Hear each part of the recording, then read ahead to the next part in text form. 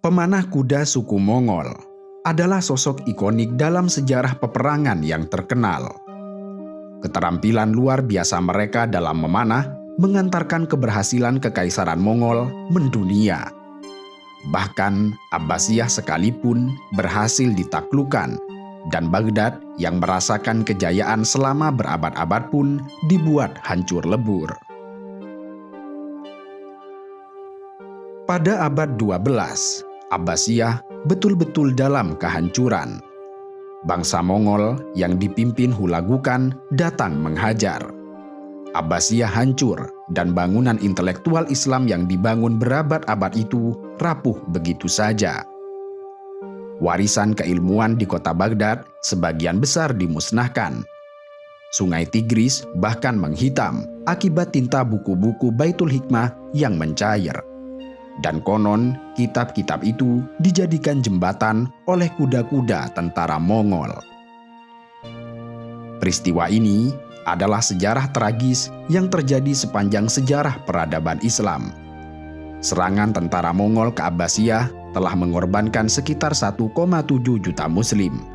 Mayat-mayat bergelimpangan hingga tidak terurus. Padahal secara logika tidak mungkin sebuah imperium sebesar Daulah Abbasiyah yang telah mapan hancur lebur begitu saja menghadapi serangan bangsa Mongol. Namun sayangnya, itulah fakta yang tercatat dalam sejarah Abbasiyah yang pada gilirannya harus menemui kehancuran. Namun, siapa yang menyangka bahwa pada akhirnya dalam perjalanan sejarah ditemukan fakta yang menarik. Jutaan orang-orang suku Mongol berbondong-bondong masuk Islam.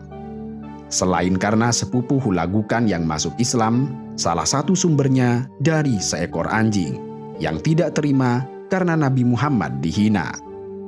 Setelah kejadian ini, puluhan ribu suku Mongol memeluk agama Islam.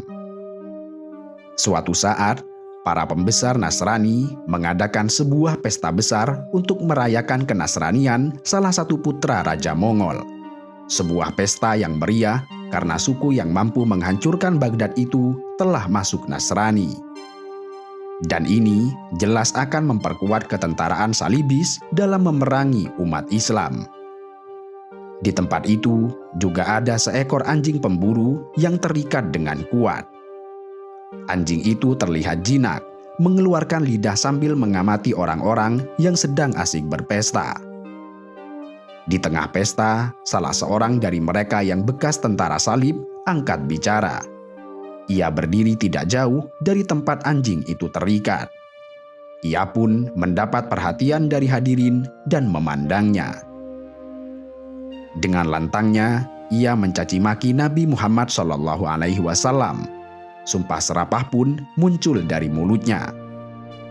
Dan di tengah ia mencaci Nabi Muhammad, anjing di sampingnya tampak menggeram dan gelisah. Ia meronta seolah tidak tahan dengan keadaan di sekitarnya. Anjing itu pun akhirnya mampu melepaskan ikatannya dan langsung mencakar. Dan seketika peserta pesta terkejut, terkesiap dengan aksi spontan anjing itu. Dengan susah payah, mereka menyingkirkan anjing itu dan mengikatnya kembali dengan kuat. Di antara mereka, ada yang mengatakan, "Itu akibat ucapanmu yang mencaci Nabi Muhammad." Tidak begitu, anjing ini jiwanya jinak dan lunak. Ia hanya melihatku mengangkat tangan hingga menduga aku akan memukulnya, kata pencaci Nabi. Setelah dirasa reda, lelaki yang mantan tentara salib itu kembali berdiri dan mencaci Nabi Muhammad SAW. Bahkan hinaannya kini lebih keras lagi. Sementara anjing di sampingnya terus menampakkan geram, mengamuk, dan memberontak kuat, hingga tali pengikat kembali putus. Anjing itu langsung melompat dan menerkam lehernya di hadapan banyak orang. Anjing itu berada di atas tubuh dan terus mengoyak-ngoyak lehernya. Akhirnya, pencaci Nabi itu pun tewas di tempat. Orang-orang yang hadir tercengang. Jamaluddin, sumber kisah ini mengatakan, "Aku melihat anjing itu menggigit tenggorokan pria Nasrani itu dengan taring tajamnya."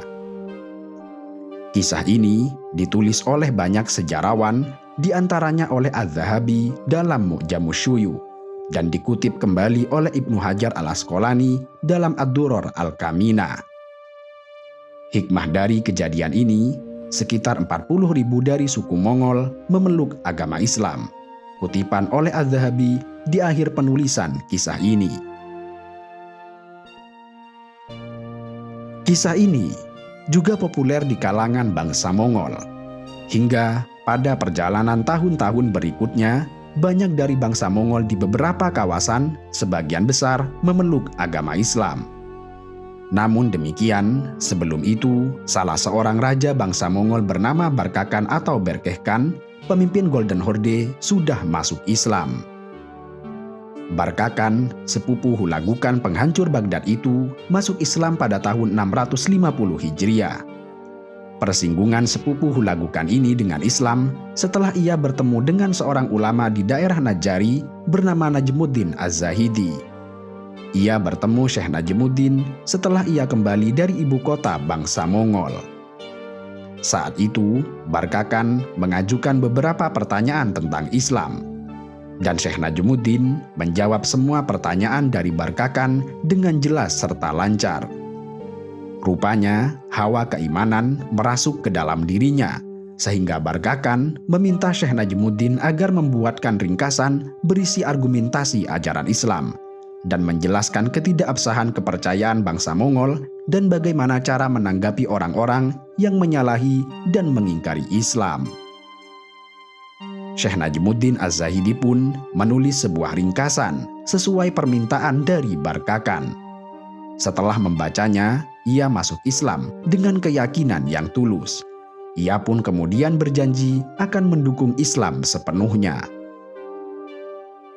Setelah Barkakan berkuasa di Golden Horde, ia menyiarkan Islam. Ia membangun masjid di ibu kota Sarai yang sekarang sudah menjadi bagian dari Rusia. Ia memperluas kota Saratov sebagai pusat peradaban bernafaskan Islam. Tidak hanya itu, ia beraliansi dengan dinasti Mamluk untuk melawan sepupunya, yaitu Hulagukan yang telah menghancurkan kota Baghdad. Hulagukan sempat kewalahan dalam menghadapi pasukan sebangsanya yang dipimpin oleh sepupunya Barkakan yang telah masuk Islam dan bersekutu dengan dinasti Mamluk. Hulagukan beraliansi dengan tentara Salibis untuk menghadapinya.